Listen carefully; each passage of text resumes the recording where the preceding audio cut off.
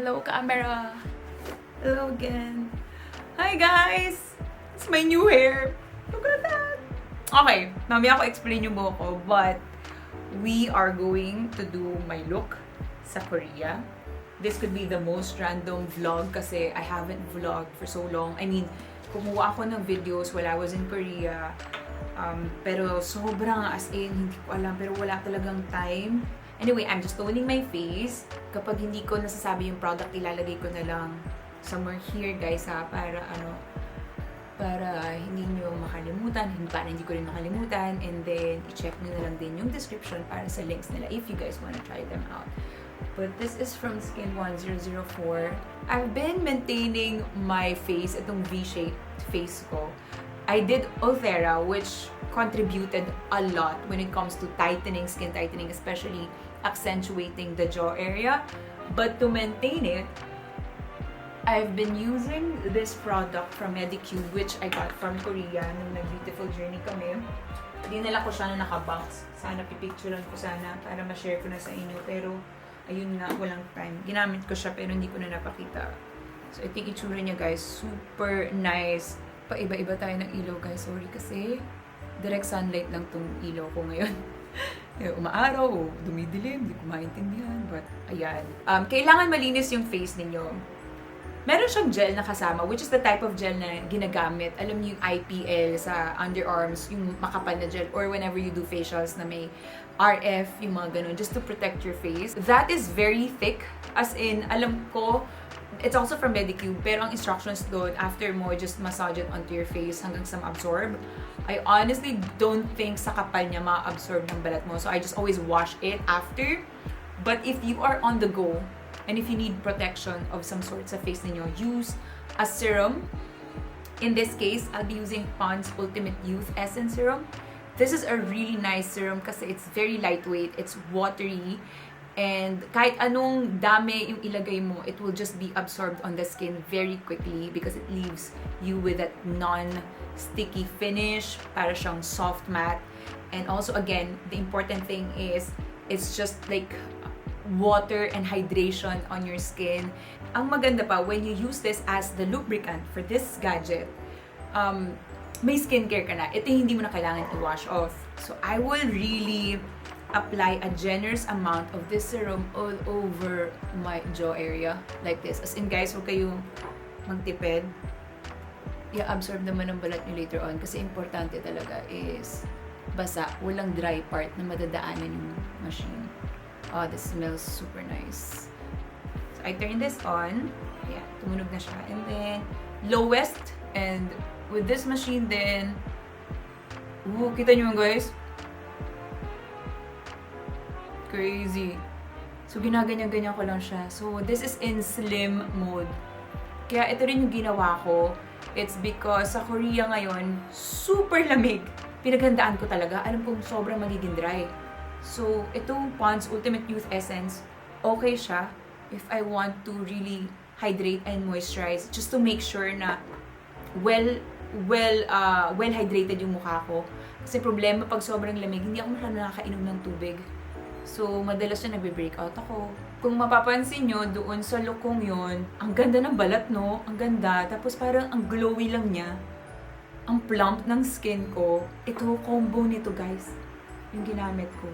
Masyado na ako nag-enjoy, kaya gagawin nyo lang yun on the other side of your face and also on your forehead. Then, we now just massage the serum all over my face. And just like that, it's well absorbed on my skin. And I can immediately tell na this is more moisturized than this side. Like, you can feel the parang ang plump niya na, ang healthy niya na. For today, I'm going to try a new foundation para hindi kayo magsawa self-coating. This is from NARS. This is the Natural Radiant Longwear Foundation. I've tried this. Hindi ito exactly yung dinala ko. But for the sake na makasubok naman tayo ng something new, this is what I'm going to use now. I'm just gonna apply this all over my face. Just like normal. Hindi ko pa siya i-blend with the brush. You can tell the difference kapag maganda yung skin prep nyo, guys. Ang dali kumapit ng makeup, less ang cracking or ang streaking niya. Basta ang ganda ng kapit. And I'm just going to apply this and blend all over my face. Oh shoot, nakalimutan ko mag-primer. But, sige. Insert primer before foundation.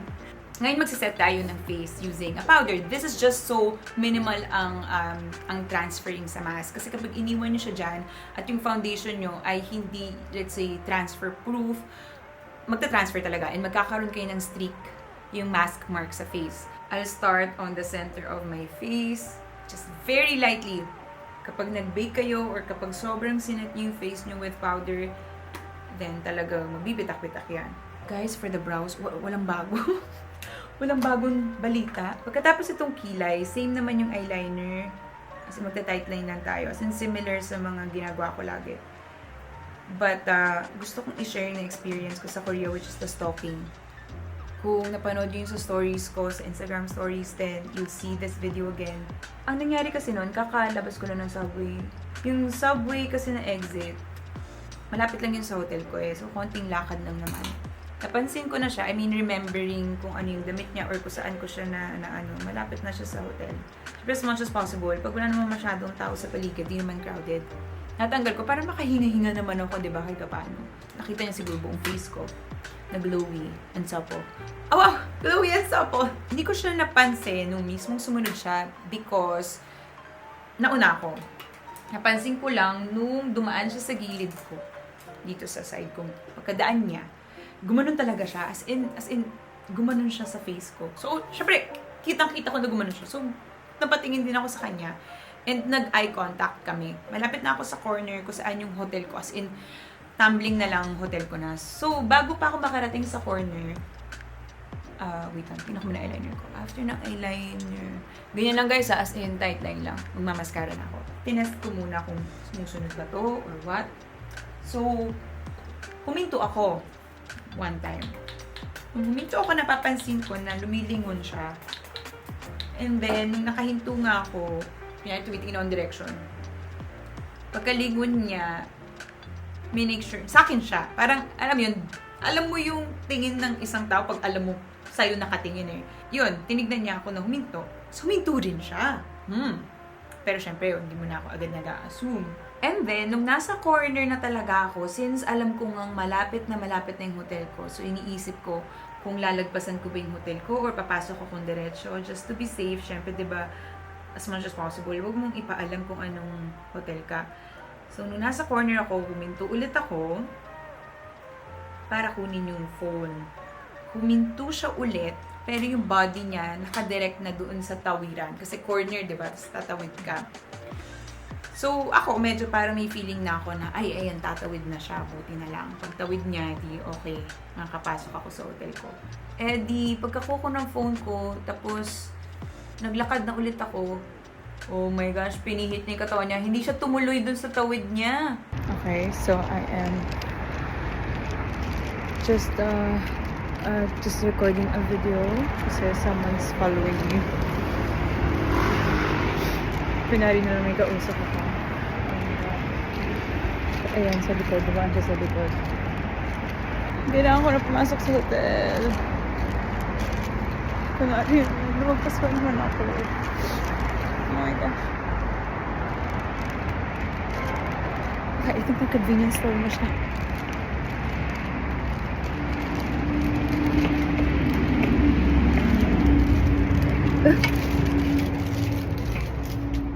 Sobrang hassle kasi parang late na akong kuya. Kailangan ko na pumasok sa hotel. Number 1, sobrang lamig. Pangalawa, late na ako sa kikitain ko. So, pangatlo, huwag mo nang bisite. Huwag ka nang creepy kasi alam mo yun, yung feeling na uncomfortable. Yung tumatakbo na sa isip ko, paano kung nasa hallway siya?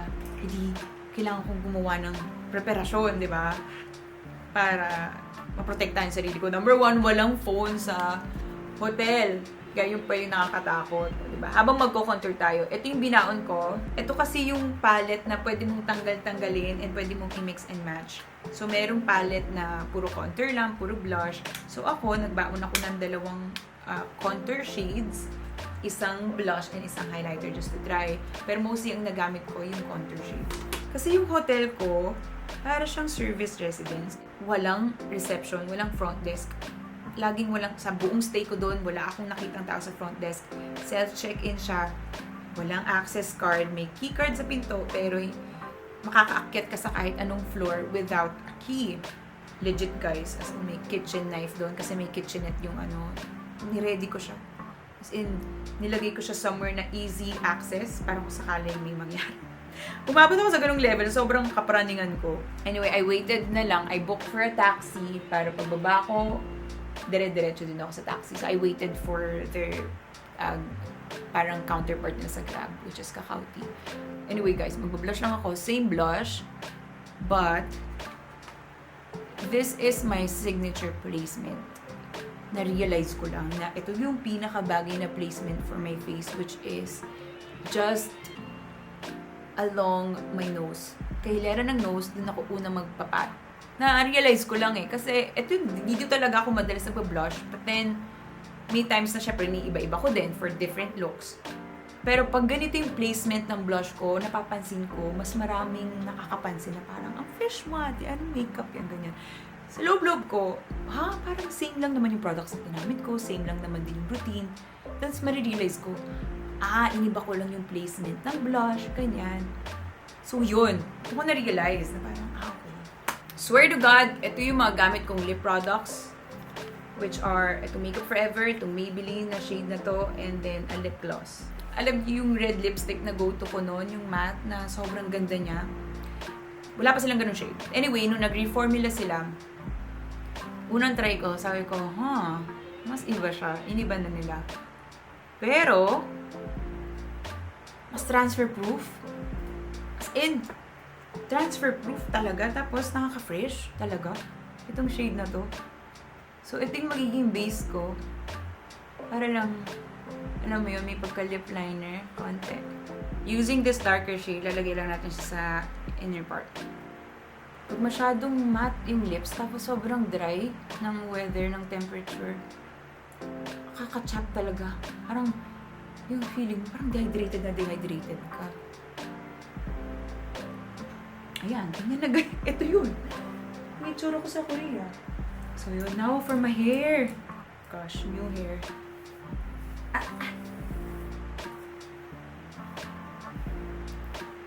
Wow. Iniisip ko kung share ko na ba sa inyo yung buhok ko, yung 360, kasi curled siya kaya hindi nyo masyado makikita yung detail. But also because, meron pa akong ipapakorek sa kanya. Parang meron pa akong ipagagawa. But, siguro, sige, iwan ko na lang yung buhok ko on the next video. Kasi, gusto kong i-explain kung ano yung hairstyle ko. But this is not like the final hairstyle. Hello, Korea outfit. Hold on. More details pala ng hair ko. The color. Ayun, isa pa pala. Maraming nagtatanong sa color. Beige brown, I believe. Sa hairstyle, I use the Dyson Airwrap. And that's about it. One thing before I forget, I wanna thank you all. Alam yun, in times na pag may, let's say, questions about music, sa Instagram story ko, di ba nilalabas? I mean, before I actually even put up a story asking, guys, anong song to? I-exhaust ko muna lahat ng resources ko. Iisipin ko muna siya for a week. And then, tatakbo ko sa mga kaibigan ko, kalapat. Kung sino man yung pwede ko matanungan, like, within my circle. And then, actually, lastly, ko sa inyo tatanong. Kasi, ganun akong tao. Pag may problema ako or may iniisip ako, sasarilinin ko muna. Pag hindi ko na kaya, then dun lang ako mag-aano sa iba in my circle. Hindi ko muna siya yung online. And then, last resort ko na talaga online. Parang ganon. I know how dependable you guys are. And I'm so appreciative of that. And then, ito nga, the stalking. Right away sa stories ko siya nilabas.